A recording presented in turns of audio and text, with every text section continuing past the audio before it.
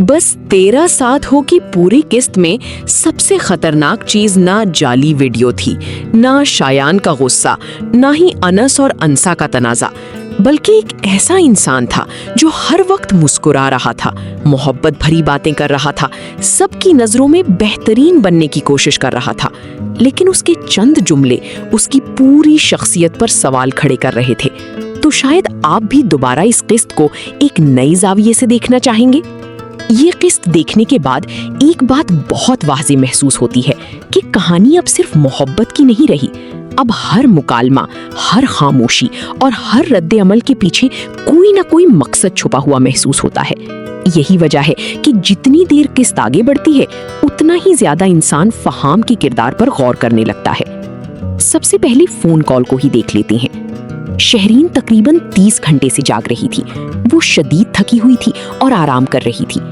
आमतौर पर एक मंगेतर सबसे पहले यही पूछता कि तबीयत कैसी है, आराम कर लिया या नहीं, लेकिन फहाम की पहली तरजीह कुछ और थी। 20 मिनट में तैयार हो जाओ, मैं लेने आ रहा हूँ।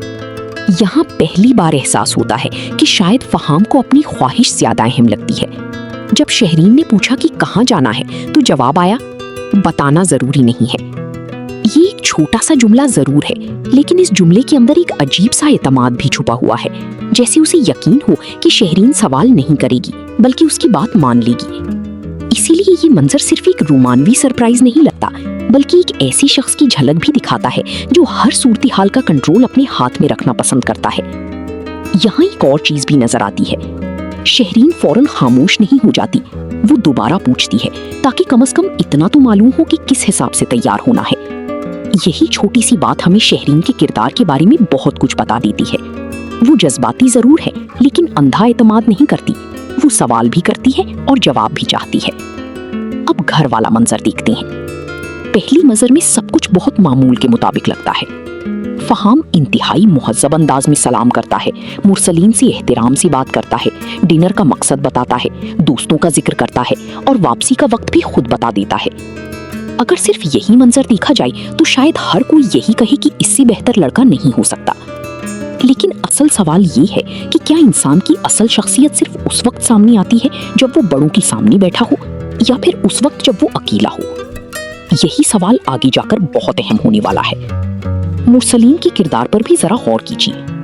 कई नाजरीन को वो सख्त मिजाज महसूस होते हैं, लेकिन अगर उनके तमाम मुकालमे इकट्ठे करके देखे जाएं तो अंदाजा होता है कि वो सिर्फ एक बाप की तरह एहतियात बरत रही हैं। उन्हें फहाम पर मुकम्मल एतमाद बनता हुआ नजर नहीं आता। वो वक्त भी पूछते हैं, वापसी की फिक्र भी करते हैं और हर चीज की तस्दीक भी चाहती हैं। दिलचस्प बात यह है कि मुरसलीन की यही एहतियात घर की दूसरे अफराद को जरूरत से ज्यादा सख्ती महसूस होती है। दूसरी तरफ शाजिया का किरदार बिल्कुल मुख्तलिफ सिमत में जा रहा है। वो हर बार यही सोचती है कि अगर शहरीन खुश है तो बाकी सब कुछ बाद में देखा जाएगा। लेकिन मसला यही है, वो सिर्फ शहरीन का साथ नहीं दे रही, बल्कि आहिस्ता आहिस्ता मुरसलीन से हकीकत भी छुपा रही हैं। पहली सी साइड वाला मामला, फिर रात गई तक बाहर रहने की बात, और अब दादा की तबीयत खराब होने के बावजूद शहरीन को जाने देना।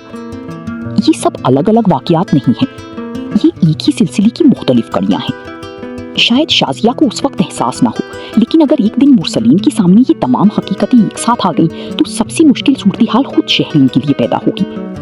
क्योंकि ये एतमाद एक दिन में नहीं टूटता, लेकिन जब टूटता है तो एक ही लम्हे में सब कुछ बदल देता है। अब दोबारा फहाम की तरफ आती है। घर के अंदर वो निहायत मुतवाजिन और बाअदब नजर आता है, लेकिन जैसे ही दोनों गाड़ी में बैठती हैं गुफ्तगू का रुख बदलना शुरू हो जाता है।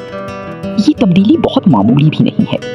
अगर आप गौर करें तो गाड़ी में बैठने के बाद फहाम की ज्यादातर गुफ्तगू मुरसलीन के गिर्द घूमती है। वो बार बार यही साबित करने की कोशिश करता है कि शहरीन की वालिद उन्हें समझती नहीं, उन पर एतमाद नहीं करती और उनकी खुशी के रास्ते में रुकावट है। यहाँ सवाल पैदा होता है, आखिर वो एक ही मौजू को बार बार क्यों दोहरा रहा है? अगर मकसद सिर्फ मोहब्बत का इजहार होता तो गुफ्तगू मुस्तकबिल, ख्वाबों या ताल्लुक के बारे में होती, लेकिन यहाँ ज्यादा वक्त एक ही शख्स को गुफ्तगू का मरकज बनाया जा रहा है।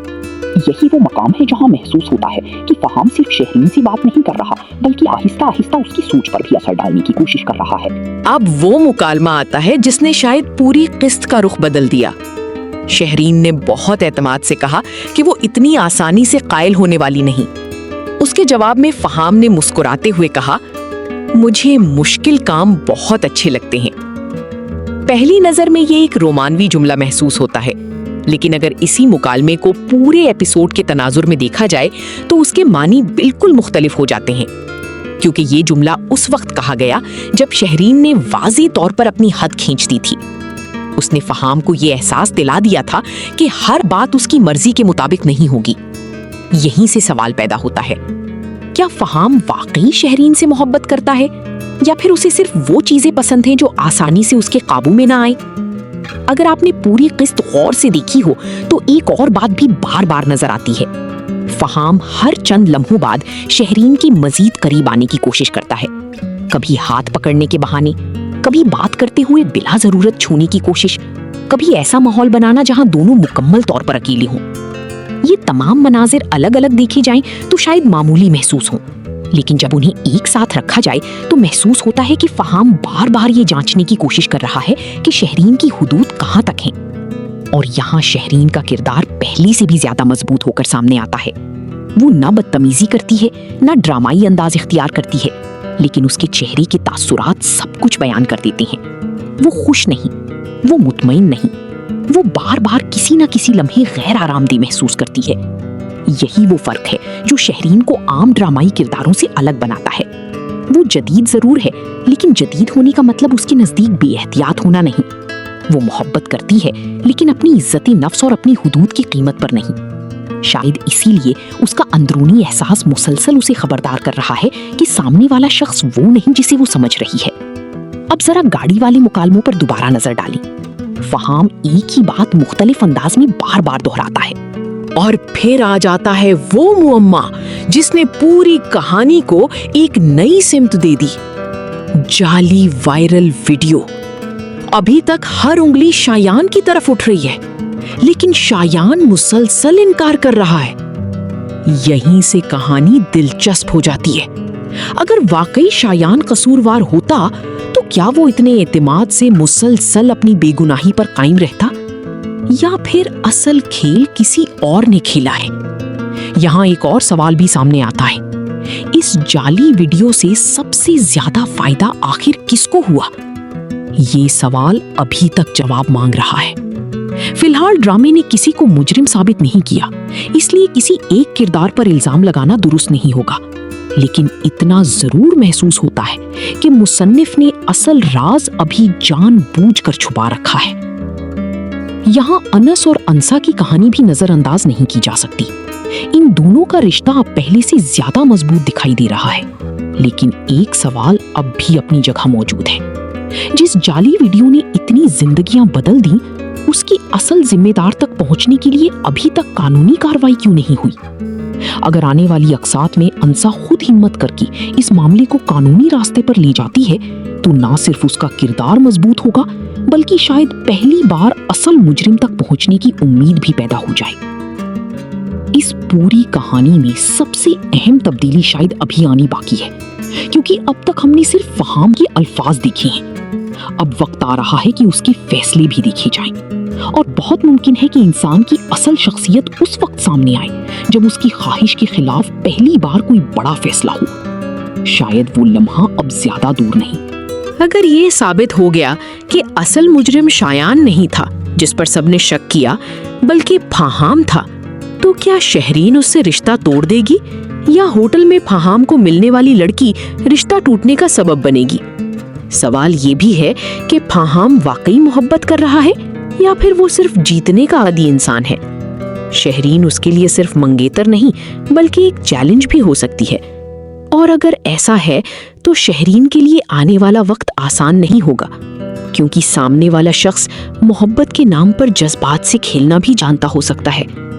البتہ ایک بات شہرین کے حق میں ضرور جاتی ہے، وہ جذباتی ضرور ہے لیکن کمزور نہیں۔ وہ محبت کرتی ہے لیکن خودداری کے ساتھ۔ وہ جدید ہے لیکن اپنی حدود بھی جانتی ہے، اور سب سے اہم بات، وہ محسوس کرنا جانتی ہے۔ اسی لیے مجھے لگتا ہے کہ اگر اس پوری کہانی میں کوئی کردار سب سے پہلے اصل حقیقت کے قریب پہنچ سکتا ہے تو وہ شہرین ہی ہے۔ شاید وہ دن بھی زیادہ دور نہیں جب اسے فہام کے کسی ایسے فیصلے کا سامنا کرنا پڑے جو اس کی سوچ کو مکمل طور پر بدل دے۔ مزید اپڈیٹس کے لیے چینل کو سبسکرائب کریں، ویڈیو کو لائک اور شیئر ضرور کریں۔